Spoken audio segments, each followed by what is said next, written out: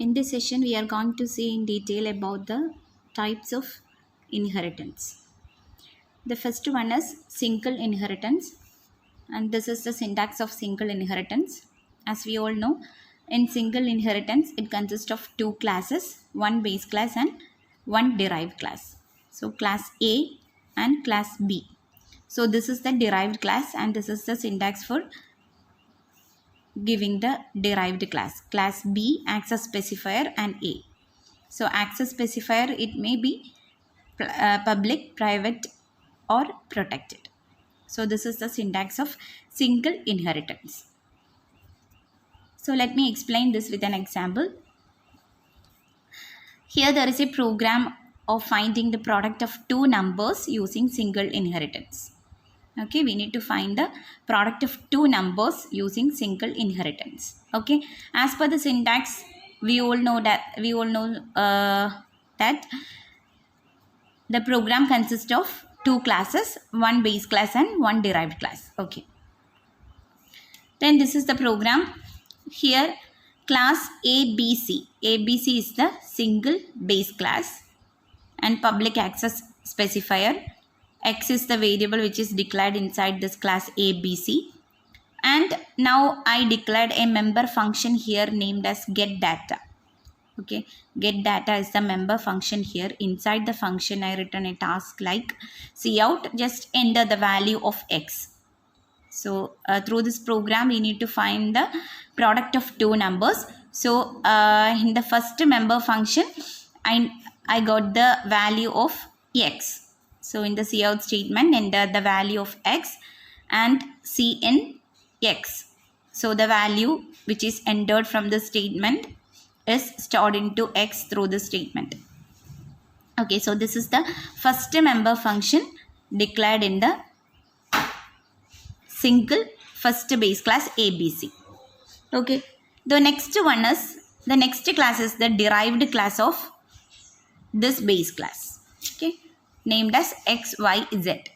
XYZ is the derived class of this ABC.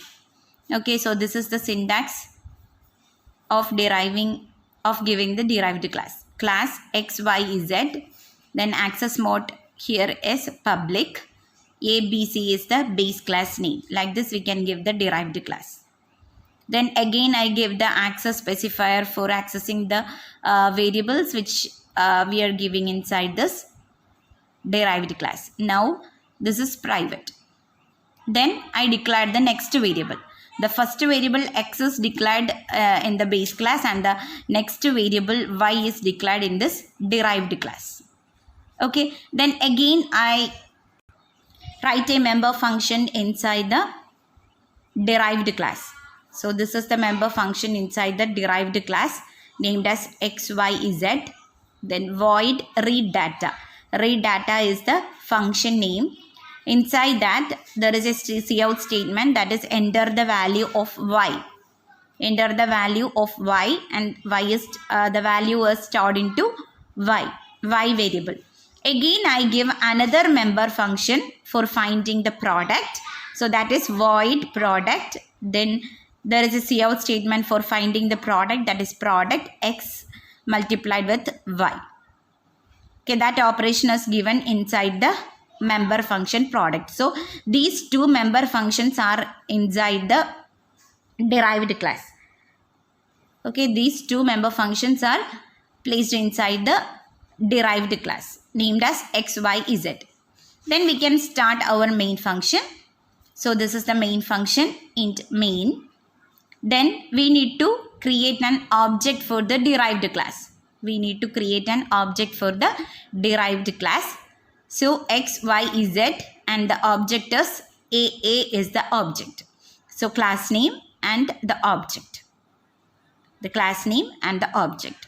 So this is a single inheritance. So the class XYZ, that is the class derived class XYZ can get the properties of the base class ABC. So normally the value of X can accessed by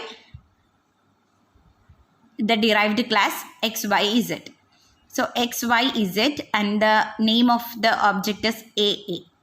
Then I can call all the member function, which is whether it is in the base class or derived class. So AA dot get data.